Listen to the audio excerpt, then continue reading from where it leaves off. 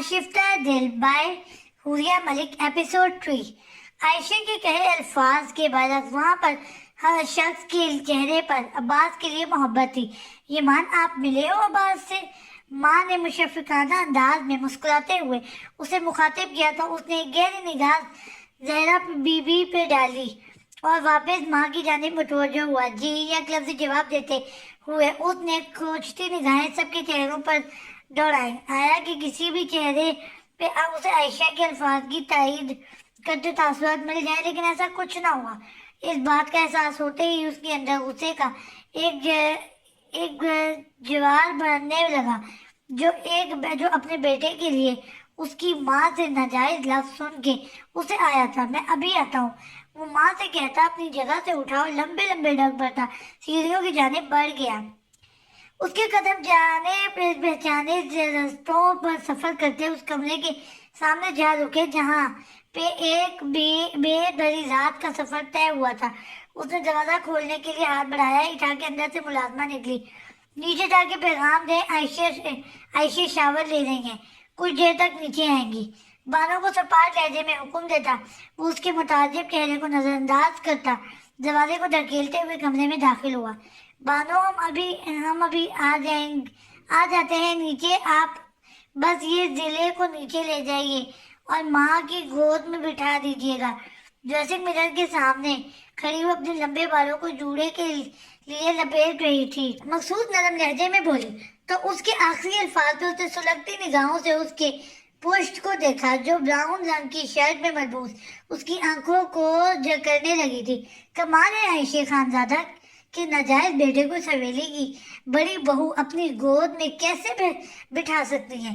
गैर मुतवक्को सर कटीली आवाज में वो एक झटके से पलटी तो रेशमी गर्दाएं हाथों से फिसलती कमर पे बिखर सी गई, जबकि उसे यूं अचानक सामने देखकर बुरी तरह से बुखलाते हुए उसने दुपट्टे की तलाश में निगाहें दौड़ाई, लेकिन दुपट्टा बेड से नदारद था। ये फजूल की कोशिशें करके मेरे बहकने का सामान पैदा ना करें। उसके नाजुक सरापे पे बेबाक निगाहें गाड़े वो उसकी जानिब पेशरफ्त करता उसे लड़ने पर मजबूर कर गया। हमारे कमरे से निकलिए वरना हम शोर मचा डालेंगे।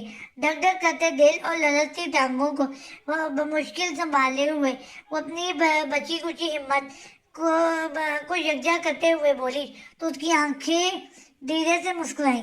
ऐसी हिम्मत और दीदा दलेरी कुछ अर्सा पहले दिखाई होती तो आज मेरे ही बेटे के मुतालिक मुझसे इतने घटिया झूठ बोलने की नौबत ना आती।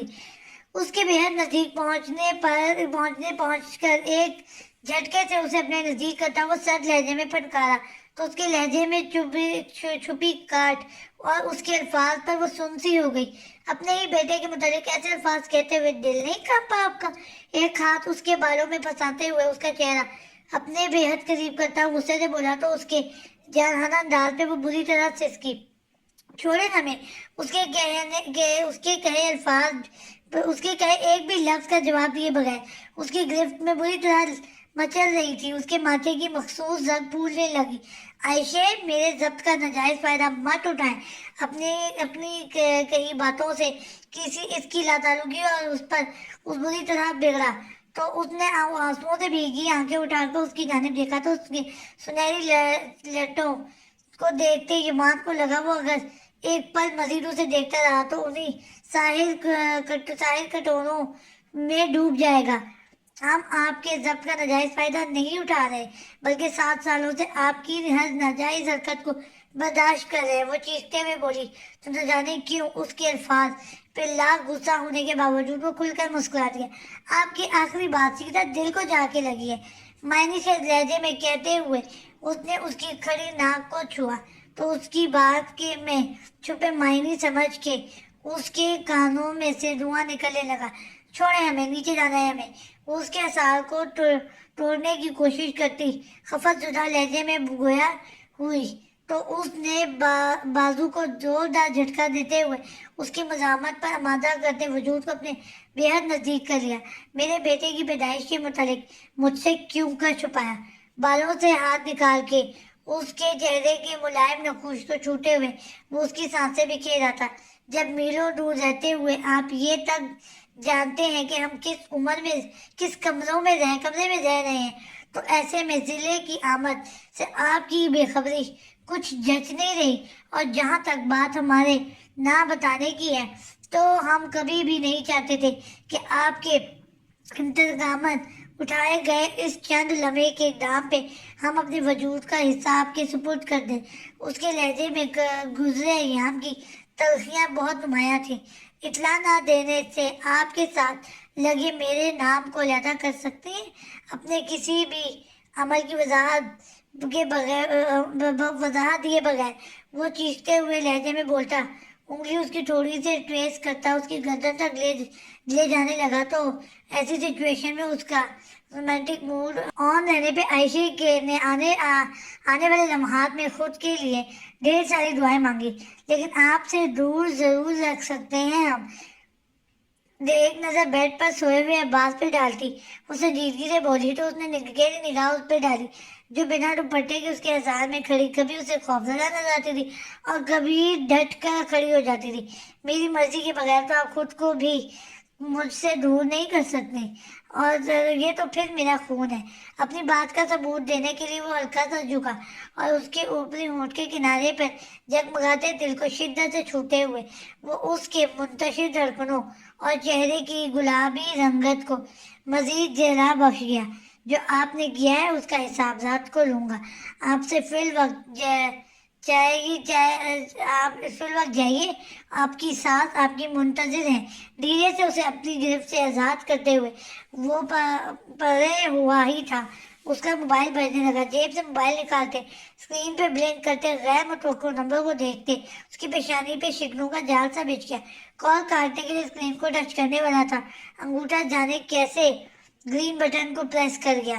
اگلے ہی پل موبائل کان سے لگاتا وہ دوسری جانب سے کہی جانے والی بات کا انتظار کرنے لگا، مگر دوسری جانب سے جو کچھ کہا گیا تھا اس نے اس شخص کو، اس مضبوط شخص مرد کو ہلا کے رکھ دیا تھا۔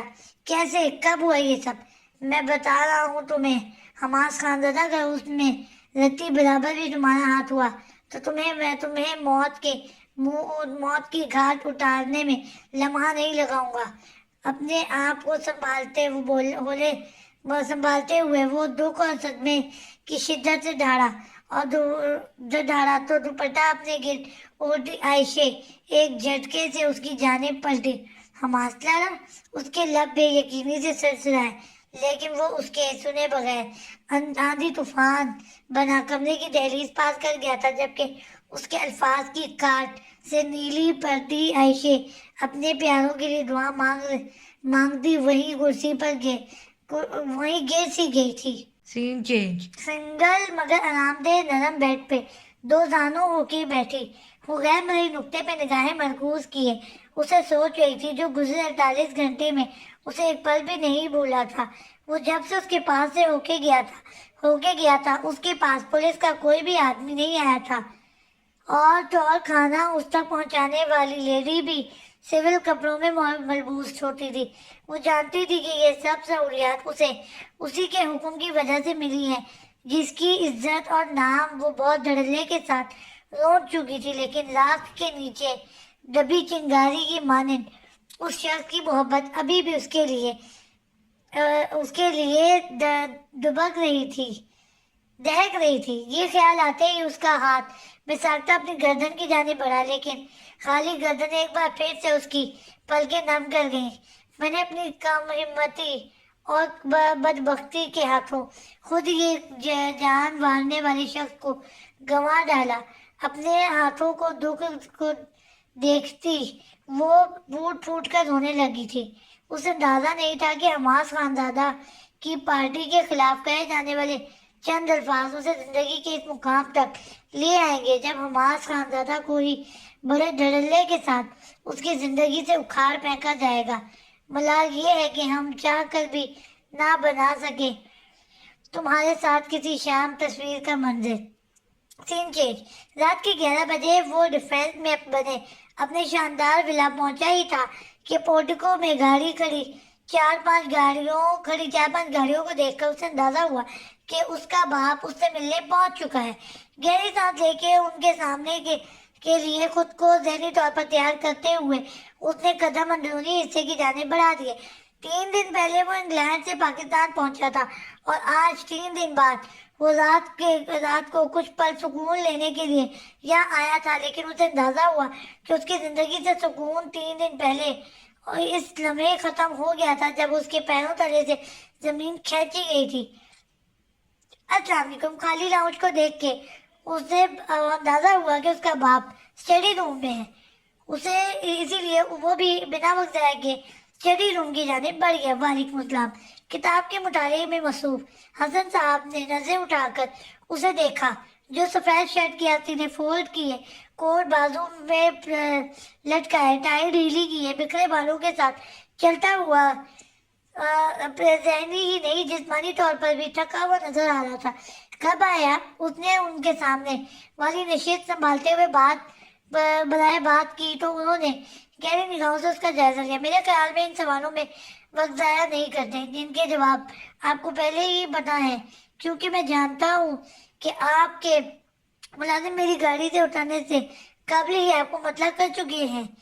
جو انہوں نے بنا کسی اگلی لگی لپٹی کے بات مکمل کی تو اسے لب بھیجتے ہوئے انہیں دیکھا اور پھر کرسی کی پشت سے ٹیک لگا کے بیٹھ گیا۔ پھر آپ پوچھیں کیا جاننا چاہتے ہیں آپ؟ اس نے خالی لہجے سے استفسار کیا۔ نورے ابھی تک جیل میں کیوں ہے؟ ان کے غیر متوقع سوال پہ وہ ہلکا سا چونکا، لیکن ظاہر کیے بنا اطمینان سے بولا، ایک قاتل کی جگہ جیل سے بڑھ کر کچھ بھی نہیں ہوتی۔ اس کے جواب پہ انہوں نے تعصب سے سر جھٹکا اور پھر قدرے اس کی جانب جھکے۔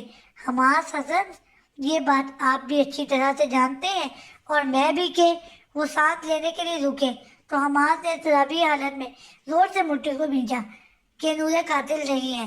ان کی بات مکمل کرتے یہ حماس کے چہرے پر ایک طرح سا سایہ لے رہا جسے نظر انداز کرتے ہوئے انہوں نے بات جاری رکھی۔ اب مجھے یہ بتائیں کہ نورے ابھی تک جیل میں کیوں ہے؟ انہوں نے اپنے الفاظ پہ زور دیتے ہوئے کہا تو حماس کے چہرے پہ وہی جامد تاثر پھر سے پھیل گیا۔ جیل والوں سے پوچھے جانے والے سوال آپ ایک عام شہری سے پوچھ رہے ہیں، اسے آپ کا ایک آف نالج سمجھوں یا آپ کا لیک آف نالج سمجھوں یا کیا؟ سنجیدہ لہجے میں ایک قطعی غیر سنجیدہ بات کرتے ہوئے اس نے بات کو اڑانا چاہا لیکن ناکام رہا۔ آپ کو یاد کرواتا چلوں کہ میں آپ کا باپ ہوں اور جن باتوں سے آپ دوسروں کو مات دیتے ہیں ضروری نہیں کہ ان میں آپ کا باپ بھی مات کھا جائے۔ اس لیے میرے سوال کا جواب دیں گے، نورے ابھی تک جیل میں کیوں ہے؟ اس نے دو لہجے میں لہذ بز کو چپ سا ہو گیا اور بغور ان کے خوبرو چہرے کو دیکھا۔ بعض سوالوں کے جواب لینے کے لیے انتظار کرنا پڑتا ہے کیونکہ بعض اوقات جواب لفظوں کی بجائے عمل پر مبنی ہوتے ہیں۔ مبہم انداز میں انہیں جواب دیتے ہوئے اس نے بہت کچھ سمجھانے کی کوشش کی تو ان کے چہرے پہ پرسوچ کی پرچھائیاں لہر آئیں۔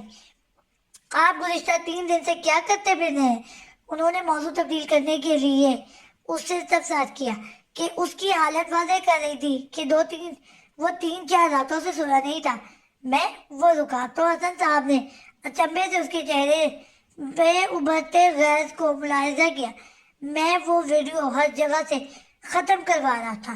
مختصر الفاظ میں پوری بات واضح کرتے ہوئے وہ اپنی جگہ سے اٹھا اور ان کی مزید کوئی بات سنے بغیر اسٹڈی روم سے باہر نکل گیا، جبکہ ماتھے پر ہر سوچ پڑھ لیے حسن صاحب واپس اسے کتاب کے مطالعے میں غرق ہو گئے۔ سین چینج۔ سورج کی کرنیں لاہور سینٹرل جیل میں پڑتی وہاں موجود افراد کو نئے دن کی خبر سنانے لگی تھی تو وہاں جیسے ایک طوفان بدتمیزی برپا ہو گیا تھا۔ بھانت بھانت کی بولیاں، کرسیوں کے گھسیٹنے کی آوازیں، بھدے کہکوں اور ٹھڈوں کی آوازیں ایک عجیب سی فضا قائم کر رہی تھی۔ ان سب سے بے نیاز وہ گھٹنوں میں منہ دیے نیچے فرش پر بیٹھی بیڈ کے ساتھ کمر ٹکائے ہوئے تھی۔ کچھ ہی دیر گزری تھی کہ حماس کے متعین کردہ خاتون اس کے لیے کھانے کی ٹرے لے کے اس جیل کی جانب آئی اور لاک اپ کھول کے ٹرے اس کے پاس رکھی اور خود فوراً باہر نکل گئی۔ اس کے باہر نکلتے ہی اس نے گھٹنوں سے سر اٹھا کے اس دسترخوان سے ڈھکی ٹرے کو دیکھا اور پھر بے دلی سے اس پہ پڑا دسترخوان ہٹایا تو ٹرے میں ناشتے کے ساتھ بڑے جدید موبائل فون کو دیکھ کے اس کی سانسیں تھم سی گئیں. اسی لمحے ایک لیڈی آفیسر بھاگنے کے انداز میں سلاخوں کے نزدیک آئے. سنو تمہاری ملاقات آئی ہے. اس کی آواز سن کے اس کے ذہن سے احسان خطا ہو گئے تھے. اس نے ایک نظر ٹرے میں پڑے موبائل